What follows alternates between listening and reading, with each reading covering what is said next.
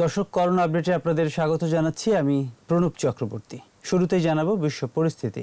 বিশ্বজুড়ে করোনা ভাইরাসে আক্রান্তের সংখ্যা 5.5 কোটি ছাড়িয়েছে। দীর্ঘ হচ্ছে মৃত্যু তালিকা।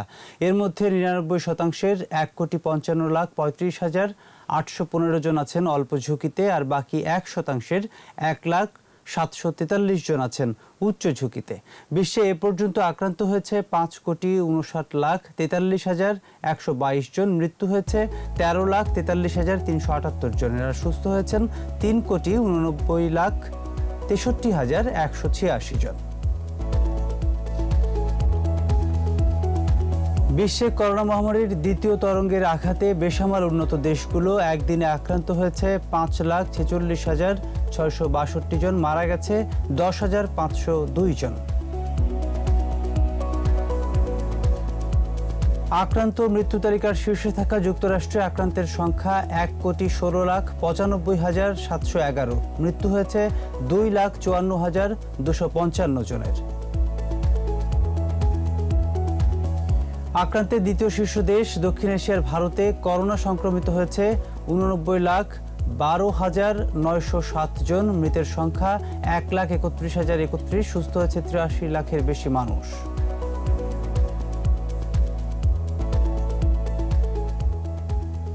মৃত্যু তালিকার দ্বিতীয় শীর্ষ দেশ ব্রাজিলে মৃতের সংখ্যা 1,66,743। আক্রান্তের সংখ্যা 59,11,758। চতুর্থ অবস্থানে এখন ফ্রান্স। দেশটিতে আক্রান্তের সংখ্যা 20,36,755। মৃত্যু হয়েছে 46,273 জনের।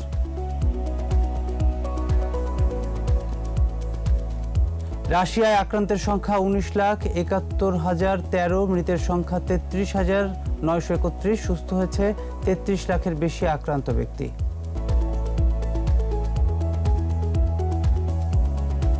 স্পেনে কোভিড-19 রোগীর সংখ্যা 15,35,058। মৃত্যু হয়েছে 41,688 জন।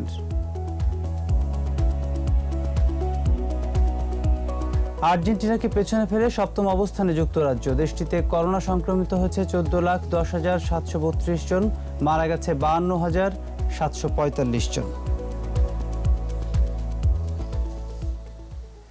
বিশ্বের আরও খবর।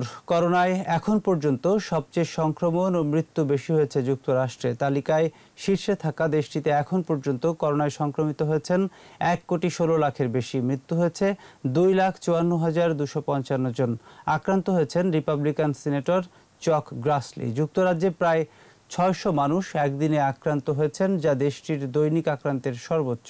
স্পেন, ইতালি, জার্মানিতে আক্রান্তের সংখ্যা বেড়েছে, আর ইরানে গেল 24 ঘন্টায় রেকর্ড সর্বোচ্চ 482 জনের মৃত্যু হয়েছে।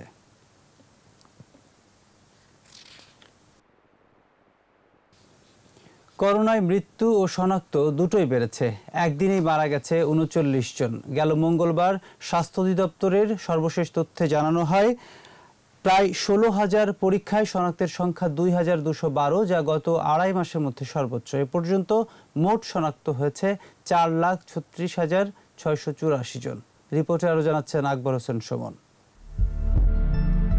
করোনা সংক্রমণের 255তম দিনে 15,000-এর বেশি নমুনা পরীক্ষায় একদিনে শনাক্ত হয়েছে 2,212 জন, আর একদিনে মৃত্যু হয়েছে আরও 39 জনের, যা 2 মাসের মধ্যে সর্বোচ্চ। স্বাস্থ্য অধিদপ্তরের প্রেস বিজ্ঞপ্তিতে জানানো হয়েছে 24 ঘন্টায় শনাক্তের হার 13.83%। এর আগে 7 সেপ্টেম্বর একদিনে শনাক্ত হয়েছিল 2,202 জন। এছাড়া 2 জুলাই একদিনে শনাক্তের সর্বোচ্চ রেকর্ড ছিল 4,019 জন।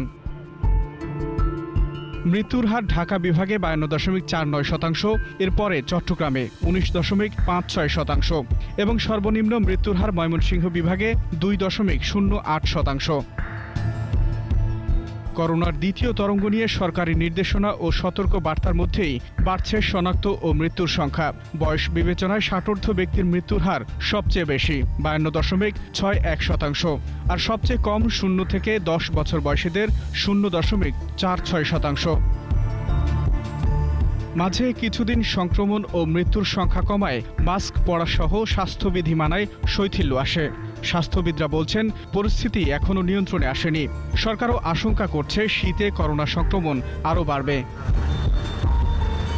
জন হপকিন্স বিশ্ববিদ্যালয়ের পরিসংখ্যান অনুযায়ী শনাক্তের বিবেচনায় বাংলাদেশের অবস্থান 24 আর মৃত্যু হারে অবস্থান 32তম।